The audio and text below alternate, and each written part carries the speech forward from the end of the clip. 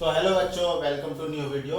इस वीडियो में जो बात करेंगे वो रेजोनेंस के बारे में करेंगे। ठीक है, तो सबसे पहले ये समझ लेते हैं कि रेजोनेंस क्या होता है। रेजोनेंस पोलैरिटी का डेवलप होना बाय द सम इंटरेक्शन। तो वो इंटरेक्शन कौन सा होगा? इंटरेक्शन होगा पाई बॉन्ड या लोन पेयर, या लोन पेयर पाई बॉन्ड, या फिर दो पाई बॉन्ड के बीच में इंटरेक्शन। इस इंटरेक्शन की वजह से जो पोलैरिटी डेवलप होती है मॉलिक्यूल के अंदर में, इसको बोला जाता है रेजोनेंस।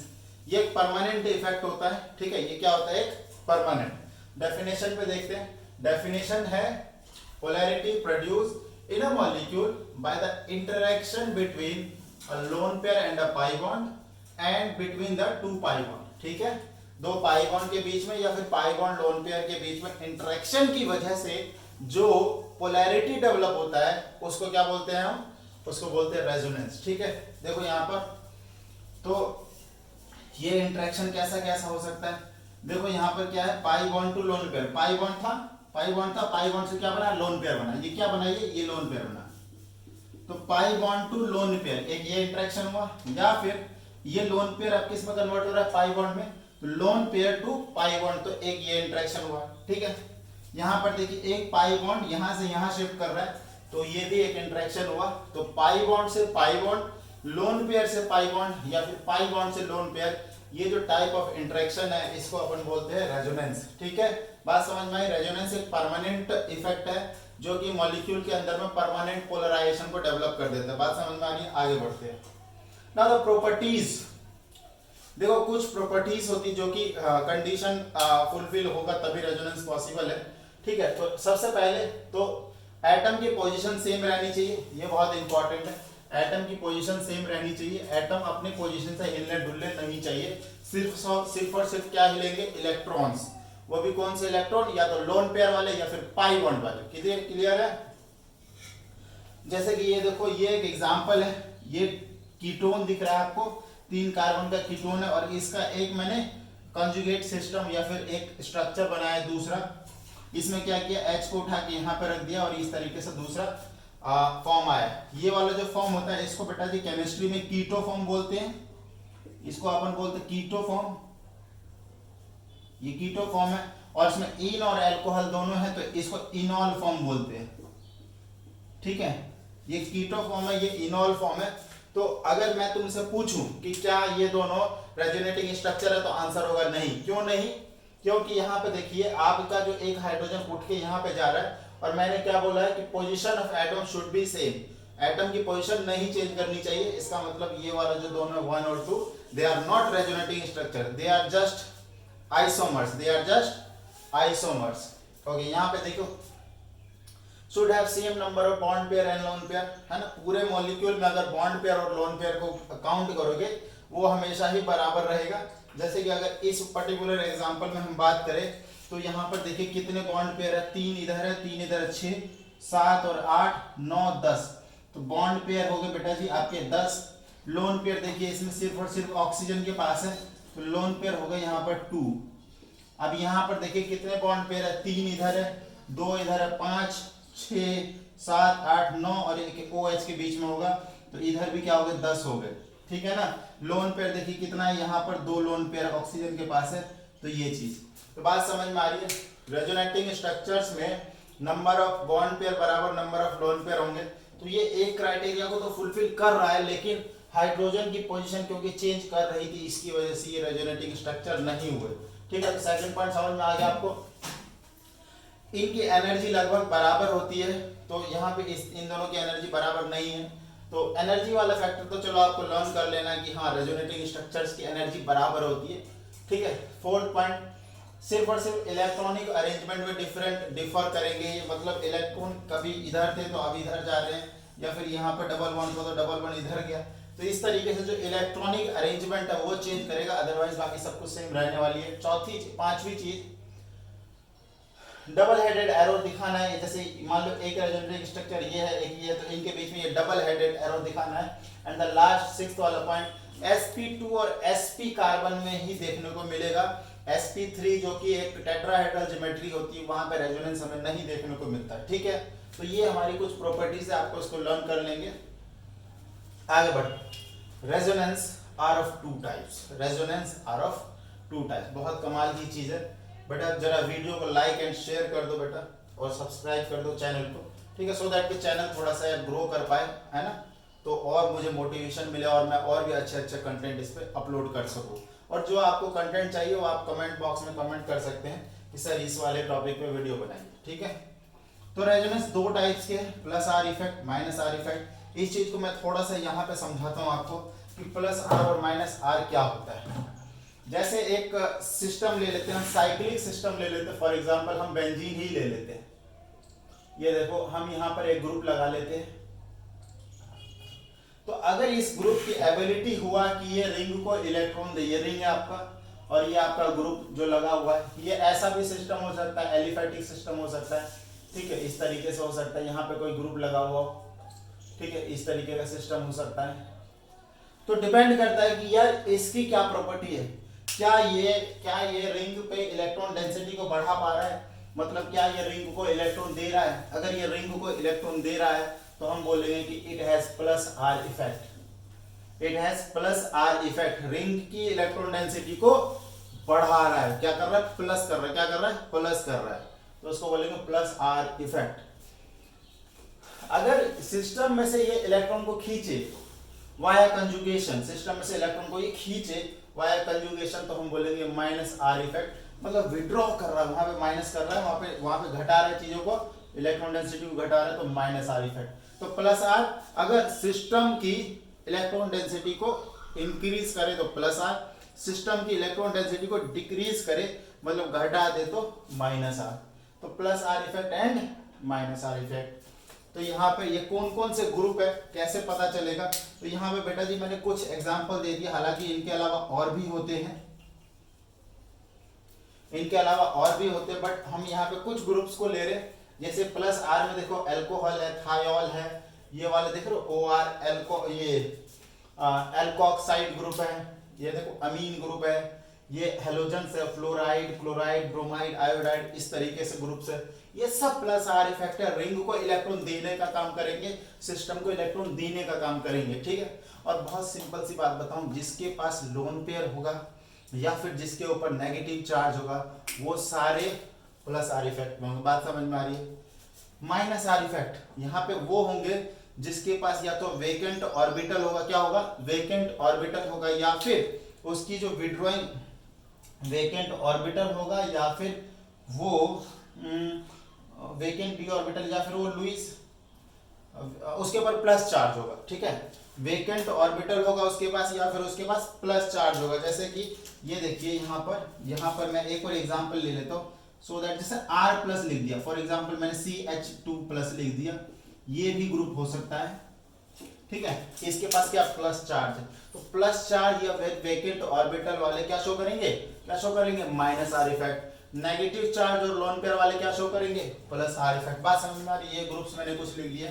माइनस आर में देखो नाइट्रो ग्रुप है, CO ग्रुप जैसे कि कीटोन में हो गया, एल्डिहाइड में हो गया, COH एसिडिक ग्रुप हो गया, CN साइनाइड ग्रुप हो गया, CH2 है ना, ये आपका कार्बोकैटायन ग्रुप हो गया। क्लियर है, ओके। तो ये चीज होपफुली आपको समझ में आ गई कि रेजोनेंस होता क्या, डेफिनेशन क्या, किस किस तरीके की इंटरेक्शंस होती है, इनकी प्रॉपर्टीज क्या और टाइप्स क्या। अब आइए यहाँ पे कुछ एग्जांपल्स की मदद से समझते हैं और NCERT में जो चीजें उसको समझते हैं, ठीक है। ये जो टॉपिक है रेजोनेंस का आपका, ये आपके लिए CBSE में काम करेगा, 11th क्लास 12th क्लास, और ये आपका JEE और नीट में भी काम कर जाएगा। अभी जो ऑर्गेनिक केमिस्ट्री का है ना, ये पूरी सीरीज है जनरल ऑर्गेनिक केमिस्ट्री की, इसमें ना पहले मैं सारे इफेक्ट करवाने के बाद में इनका एप्लीकेशन करवाऊंगा, जैसे कार्बोकैटायन की स्टेबिलिटी चेक करना, एल्कीन की स्टेबिलिटी चेक करना, एसिडिटी बताना, बेसिसिटी कंपेयर करना, ये सब चीजें, ठीक है। अच्छा यहाँ पर देखो, रेजोनेटिंग स्ट्रक्चर बना के दिखाना है ना, देखो कितने रेजोनेटिंग स्ट्रक्चर पॉसिबल है, वो चलो बाद की बात है। तो यहाँ पर देखो, मोर इलेक्ट्रॉन डेंसिटी से लेस इलेक्ट्रॉन डेंसिटी की तरफ एरो घुमाना है हमेशा, है ना। यहाँ पर अगर हम बात करो, देखो इधर देखो, ये वाला जो सिस्टम है, ये वाला, इधर इलेक्ट्रॉन डेंसिटी ज्यादा है ना, पाई बॉन्ड है, तो ये इधर से घूम गया मोर से हाई। इधर देखो नेगेटिव चार्ज मतलब मोर इलेक्ट्रॉन डेंसिटी, ये बॉन्ड इधर से इधर घूम गया, ठीक है।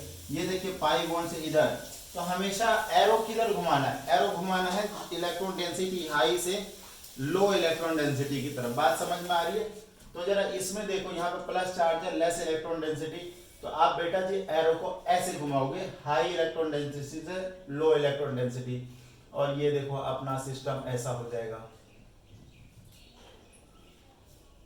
प्लस यहां पर आ जाएगा। आपको एक बार में एक ही एरो घुमाना है, पूरा एरो नहीं घुमाना है। उसके बाद देखो इसका सेकंड रेजोनेटिंग स्ट्रक्चर हो जाएगा, यहाँ पे डबल हेडेड एरो लगा दिया, ये चीज यहाँ पे आ जाएगी, क्लियर है? ये चीज यहाँ पर आ जाएगी, तो ये चीज देखो अब क्या हो गया, प्लस चार्ज यहाँ पे डबल बॉन्ड और प्लस चार्ज जो वो इधर आ गया, ठीक है। अब जरा देखो क्या डबल बॉन्ड यहाँ पर प्लस चार्ज यहाँ पर आ सकता है? तो इसके लिए एक बार हम देख लेते हैं।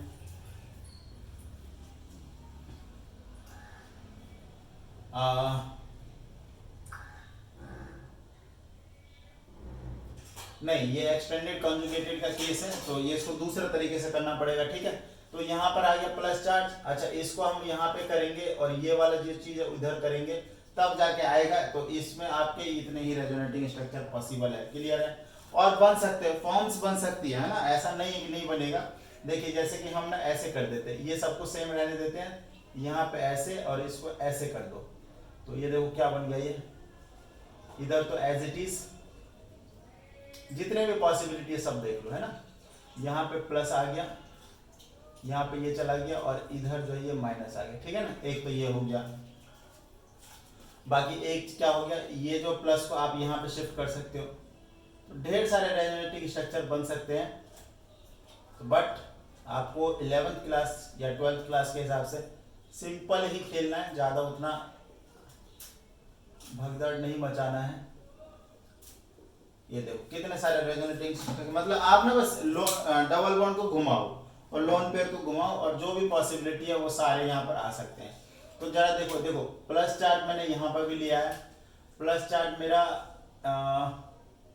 इस वाले कार्बन पे भी आ चुका है एक बारी, प्लस चार्ज मेरा नाइट्रोजन पे तो है ही, इस वाले कार्बन पे भी आ गया है प्लस चार्ज, और प्लस चार्ज मेरा इस कार्बन पे नहीं आया है और इस कार्बन पे नहीं आया, तो उस कार्बन पे भी ला सकते। देखो कैसे आ सकता था, ये देखिए अगर हम ये बॉन्ड ऐसे तोड़ देते, देखिए सब कुछ एज इट इज,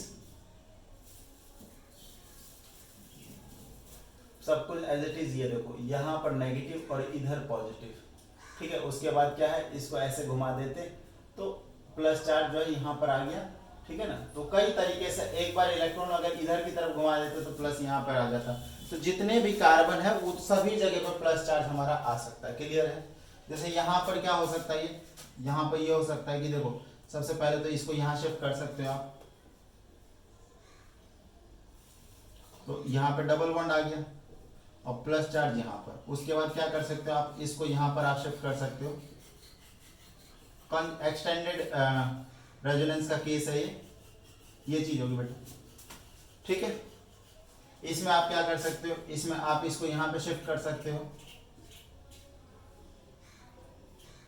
यहाँ डबल बॉन्ड, यहाँ पे OH और यहाँ पे ये प्लस, यहाँ पे ये स्टेबल है, बैक बॉन्ड मिल रहा है इसको यहाँ पे, बट हम रेजोनेंस बना रहे हैं, तो आप इसको यहाँ भी शिफ्ट कर सकते हो, तो पॉजिटिव इस पर आ जाएगा ये, लेकिन मैं ये वाला एक्सटेंडेड कंजुगेशन करवा रहा हूँ, तो यहाँ पर आपका डबल बॉन्ड आ गया।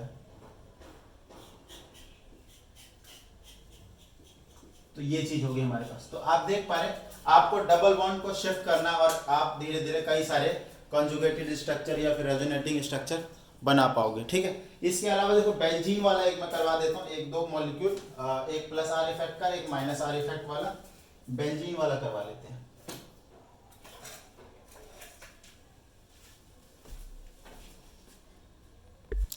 चलिए पहले तो ये वाला एक बार करके देख लेते हैं, एक ये जो बच गया इसको भी हम कर ही लेते हैं। तो इसको यहाँ पर आप शिफ्ट करेंगे, यहाँ पे NH2 बन गया, यहाँ पे प्लस, फिर इसको आप यहाँ पे शिफ्ट करोगे, इधर NH2 और प्लस जो देखो यहाँ पर आ गया, और डबल बॉन्ड इन दो कार्बन के बीच में, फिर यहाँ पे, और इसको ऐसे कर दोगे,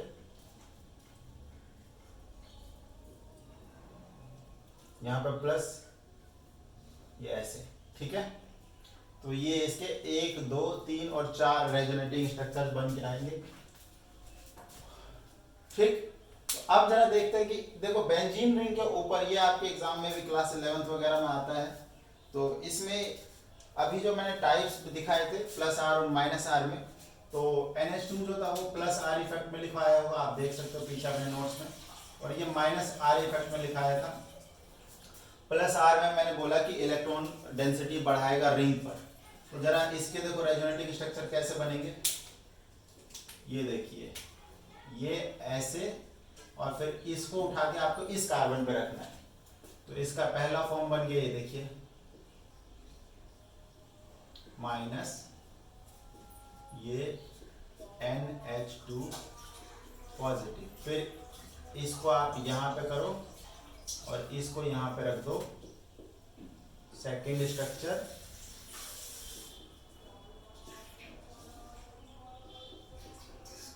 अब क्या करोगे, इस नेगेटिव को यहाँ पे रखो और इसको यहाँ पर चढ़ा दो,